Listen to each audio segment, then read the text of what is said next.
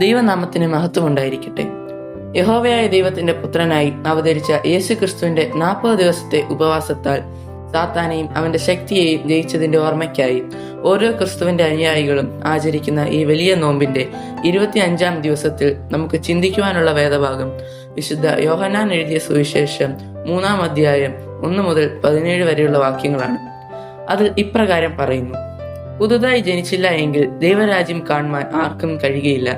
മനുഷ്യൻ എങ്ങനെയാണ് വീണ്ടും ജനിക്കുന്നത് എന്ന് പരീശന്മാരുടെ കൂട്ടത്തിൽ യഹൂദന്മാരുടെ ഒരു പ്രമാണിയായ നിക്കോദേമോസ് യേശുവിനോട് ചോദിക്കുന്നു. അപ്പോൾ യേശു പറഞ്ഞു, വെള്ളത്താലും ആത്മാവിനാലും ജനിച്ചില്ല എങ്കിൽ ദൈവരാജ്യത്തിൽ കടപ്പാൻ ആർക്കും കഴിയുകയില്ല.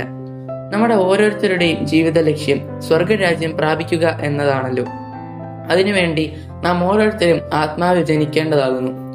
ഇസ്രായേൽ മക്കൾക്ക് മരുഭൂമിയിൽ സമൃദ്ധമായ സ്വർഗീയ ഭോജനം നൽകിയിട്ടും അവർ ചോദിച്ചതെല്ലാം ദൈവം അവർക്ക് കൊടുത്തിട്ടും ഇസ്രായേൽ മക്കൾ ദൈവത്തിന് ഇഷ്ടമല്ലാത്ത പ്രവർത്തികൾ ചെയ്യുകയും ദൈവത്തെ കോപിപ്പിക്കുകയും ചെയ്തു. ദൈവം അവരുടെ ഇടയിൽ സർപ്പത്തെ അയച്ചു.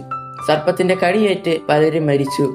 മോശെ ദൈവത്തോട് നിലവിളിച്ചു. ദൈവം മനസ്സലിഞ്ഞ് മോശയോട് ഒരു പിത്തള സർപ്പത്തെ ഉണ്ടാക്കി മരുഭൂമിയിൽ ഉയർത്തുവാൻ കൽപ്പിച്ചു. സർപ്പത്തിന്റെ കടിയേറ്റ് പിത്തള സർപ്പത്തെ നോക്കിയവരൊക്കെയും രക്ഷ പ്രാപിച്ചു. അതുപോലെ ദൈവത്തിന്റെ പ്രിയപുത്രനായ സാക്ഷാൽ യേശു തമ്പുരാൻ നമ്മുടെ രക്ഷകനായി തീർന്നിരിക്കുകയാണ്. ദൈവം സ്വപുത്രനെ നമുക്ക് വേണ്ടി നമ്മുടെ പാപപരിഹാരത്തിനായി ഗാഗുൽത്തായിൽ യാഗമാക്കി. ഗാഗുൽത്തായിൽ ഉയർത്തപ്പെട്ട ആ ക്രൂശിതനെ നോക്കുകയും അവന് പരിപൂർണമായി വിശ്വസിക്കുകയും ചെയ്യുന്ന നമുക്ക് ഓരോരുത്തർക്കും നിത്യജീവൻ നൽകുവാൻ തക്കവണ്ണം പരിശുദ്ധനായ ദൈവം നമ്മെ സ്നേഹിച്ചു. അതിനാൽ നമുക്ക് ഈ ഒരു നോമ്പുകാലം കൂടി തന്ന ദൈവത്തെ സ്തുതിച്ചുകൊണ്ട് നമ്മുടെ ജീവിതത്തിൽ ഉപേക്ഷിക്കേണ്ടതായ കാര്യങ്ങൾ ഉപേക്ഷിക്കുകയും നമുക്ക് ചുറ്റുമുള്ള നമ്മുടെ സഹോദരങ്ങളെ സ്നേഹിക്കുകയും വേണം.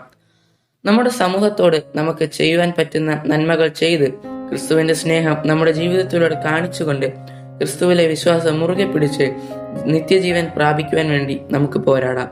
ദൈവം നമ്മെ അനുഗ്രഹിക്കട്ടെ. ആമേൻ.